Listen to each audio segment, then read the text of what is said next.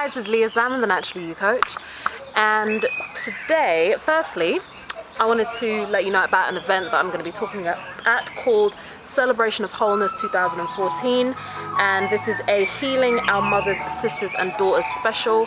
It's an event that's being put on by a new organisation called Healing the Nation. It's on Mother's Day, so all the talks are centred around things that help, as it says, healing our mothers, sisters and daughters. It's going to be on Sunday the 30th of March in the Lambert Town Hall, Brixton Hill, from 12 till 8 p.m. and you can go to healing-thenation.com, and they've got a Facebook page also called Healing-the-Nation. So that's that event. I'm going to be talking at this event on how to naturally relieve menstrual problems, which is the topic of the book that I'm hoping to release on that same day, called Stress-Free Monthlies, which is a revised version of a book that I brought out last year called How to Naturally Relieve Menstrual Problems. And that's a talk that I'm going to be doing, so I'd love to see you guys down at the event. There's going to be 11 other speakers talking on loads of different subjects to do with women, pregnancy and childbirth, pelvic inflammation disease, PID, cleansing mind, body and emotions, womb cleansing and breast care. Lots of great talks are going to be happening from the speakers at that event. What I wanted to talk to you about today is a conversation that I had with a sister yesterday. So this sister is very similar to me in that she has 5 children, you know, kind of in the same kind of ballpark age. And she was talking about the fact that in the last few weeks she's noticed a big weight gain. It literally happened within a few weeks. She found herself piling on a lot of weight. She's still breastfeeding. She spoke about so many things that resonated with me just on on such a deep level. She was saying that she would, you know, breastfeed in the night and then wake up, she'd be awake like late at night, and then she'd be craving like sugars and sweets and things. She'd feel herself getting very low in energy and then going and buying like bars of chocolate and eating numbers of them because she feels that that was what was going to give her energy. She knows she's allergic to certain things. She knows there's certain things that she's not meant to be eating, but she just craves them. And one thing that I vocalized for the first time ever is that I am a classic recovering sugar addict. I am any crazy thing you've ever done to try and get chocolate or try and get sugars or carbs, anything you've done, I've probably done it as well. And it took a long, and even if it wasn't necessarily processed sugar, it would be things like fruit or carbs, you know, healthy whole grains, those types of things. I still needed to have them around. Even if it wasn't the processed sugar, it was still forms of sugar, forms of sweetness that I always needed to have around me. And it's taken a process for me to come away from that whole cycle that I was in, and it was a vicious cycle that I was in.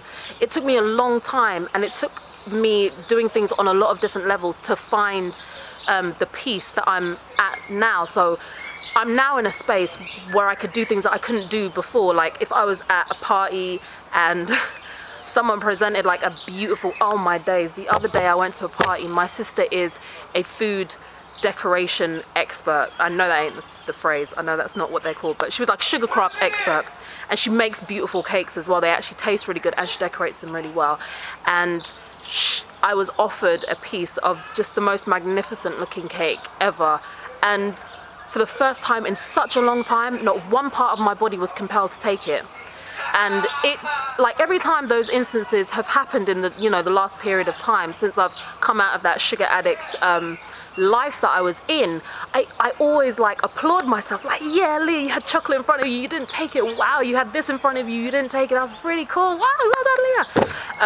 Because it's remarkable, because I, not just on like an academic level because of all the things I've read and researched, but on like just an emotional level. I know how hard it is when you feel that there's nothing you can do if sweets and chocolates and cakes are put in front of you. So many of the people that I've worked with talk about like, so I get my clients to fill in a diet check record when they're working with me so we can see how well the food is doing it, you know, keeping their cravings at bay and these types of things. So many times on the diet check records, people will mention things like, I was at work and the cake was going around because it was someone's birthday, so I took a little bit of it. It was really hard, I couldn't resist it. Or on the other side of the scale, people will be like, yay, the cake went past and I didn't want to take any of it, you know, high five me, that type of thing. I so know that I'm not the only one who was just like a sugar addict. And again, like I was saying, people kind of who are more conscious of their health and want to make better decisions, they might move away from the processed sugar, but then become addicted to the carbs, the healthy whole grains and the fruits and those types of things. So as most people do, they were like, okay, if you're out of it now, you know, what's the quick fix? What do I need to do? Give me the one thing I need to do. And I had to explain to her, sis, firstly, it's a problem that's been there for a long time. So doing one quick thing isn't always going to be the answer. The only quick thing that you can ever do in these situations is a quick mindset change, making a decision and committing to that in your mind. That's the only quick fix thing you can really do that's going to have any significant impact. But even that quick fix, that quick mental step does need to be supported by all the physical things. And those physical things need to also be things that you commit to on a long-term basis. So on top of that, I also said, if I give you one quick thing to do, so for example, I could tell you stop drinking anything that's got processed sugar in it and only drink water. That's a massive thing that you can do. One of the things I did mention to her is that one of the things I did was make sure that I had enough friendly bacteria coming in, and she was saying that she's dairy intolerant. I said that there's a lot of ways you can get friendly bacteria without going to dairy, because I wasn't using a dairy source either. That's something you can do, because a lot of the times the dysbiosis or the unbalance of the bacteria in your bowel can cause sugar cravings, because the bad bacteria feed on sugars. So they will make you crave sugars so that they can be fed. It's helpful to get more friendly bacteria and to drink more water and not those sugary foods, but it's not the only thing. What I did with myself is put myself through the same 7 steps that I recommend in the Getting Healthy in No Time free audio training that you get when you sign up to my newsletter, and the Natural You coaching programs. And I'm only in the 6th step of that, and I've been doing this for a good few months now. Well, I've been on the process for years, but I've really committed to it in the last few months. So the first step is what I was talking about, the mental step. So in the program, I call it boosting your bees. So getting over that belief that you can't do it, getting over the belief that anytime sugar and those types of things are in front of you, there's nothing you're ever going to be able to do to resist them, or believing that it's just too expensive, I can't do it, or believing that it's just going to take too much time, I can't do it, or believing that I can't do it because I've got all the children around me and they're not going to eat the same things as me. All of those possible negative beliefs, whether it's beliefs about your time, your money, your ability to do it, any of those things need to be one of the first things you break free of. The second thing is actually the food. So refueling your body with the foods that you know your body is going to best react to, because there's not a one-size-fits-all diet that works for everyone, because if there was, we would have found it by now. We'd all be on it, and then there wouldn't be any diet problems, there wouldn't be any diet products, none of these types of things, because we all need a different balance of nutrients. Even if we're all going to be vegetarian and we don't all take in animal products, which in many ways I definitely agree with, the way that we eat our vegetarian or plant-based diet is also going to be different, because we're all in different stages. Some of us are going to need more of the fat-rich vegetarian foods. Others are going to be okay with having a lot more fruit and a lot more salads. So finding the balance of nutrients that works best for you is going to be perfect after you've boosted your bees and you've got over those negative beliefs. The third step is what I call your pre-flight checks. So before you kind of go any further, and now that you've done the first 2 steps, the first step getting over the belief that you can't do it, the second step you're refueling your body, so you're giving your body enough energy now, your mind and your physical body, to carry out any plans that you committed to. When you do the pre-flight checks, that's when you do self-checks, so you can see what state your physical body is in. Do you have any fungi overgrowths?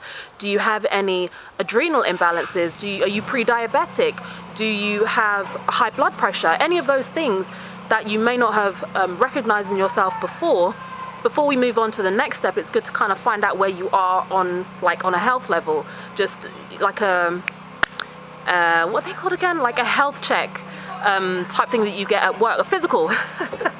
You give yourself a physical so you know where you are, because the next step, the 4th step, is where you plan your health goals.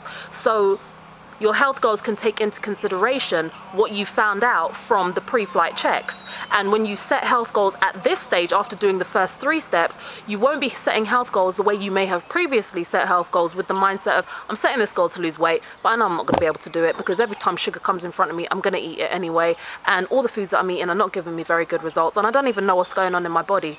That's where we normally set health goals from in the space of. But doing the first 3 steps and then setting health goals puts you in a much stronger position.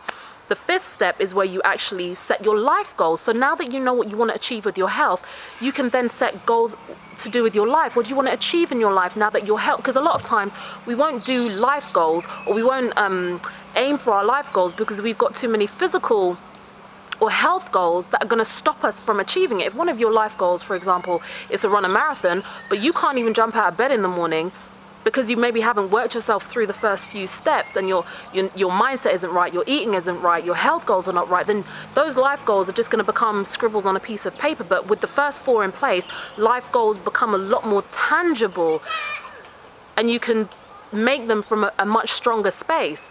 The next space is the next stage is the stage that I'm in right now, which is the detox and cleansing. So the detox and cleansing is where you do things like enemas, you consider things like livers and kidney flushes, because again, your body is in a much better space to be able to handle those types of things. Because a lot of people will jump onto the, hey baby, my children have come into the garden. A lot of people will start the liver cleanses and the kidney flushes straight away when their body is not in a space, in my opinion, and their body will tell them this as well, their body is not in a space to handle the heavy release of a lot of the toxins. Plus, if you did the food in the second step, you would have been on that new way of eating, that cleaner way of eating for a number of weeks before you get to the cleansing and detoxing step.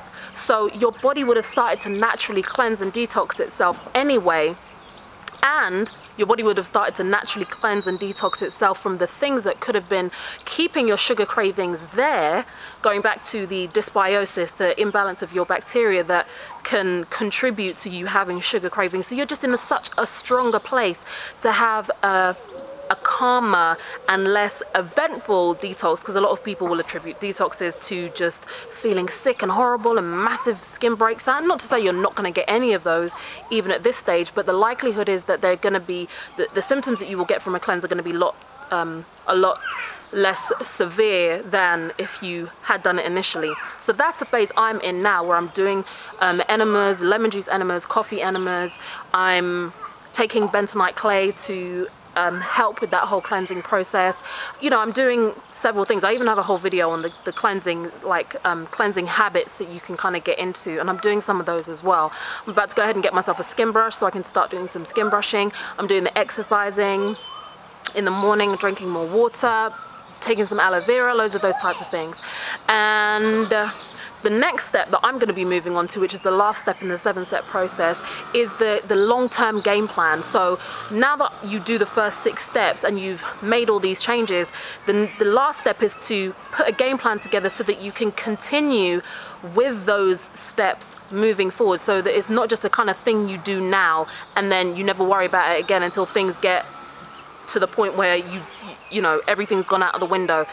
Putting a plan in place where you can kind of schedule in times to do all the things that you've been doing on, and working out, okay, moving forward, if I want to continue eating like this, what changes do I need to make in my life? If I want to include the cleansing habits, how do I need to set my life up to do that? If I want to keep in this positive mental space where I don't have these negative beliefs, are there things I need to do? Are there people I need to stop talking to? Are there long gossip-filled phone calls that I maybe need to stop doing? Do I need to stop watching reality TV? Do I need to focus on something else and find something else to occupy my time with?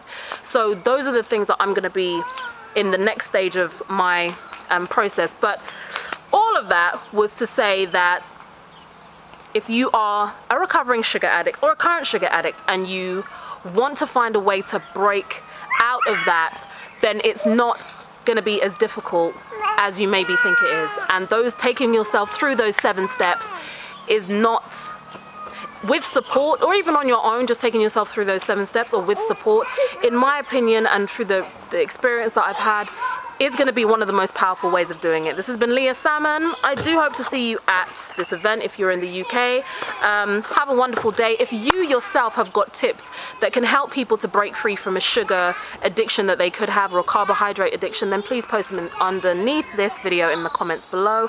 I look forward to hearing from you soon. Take care and stay healthy.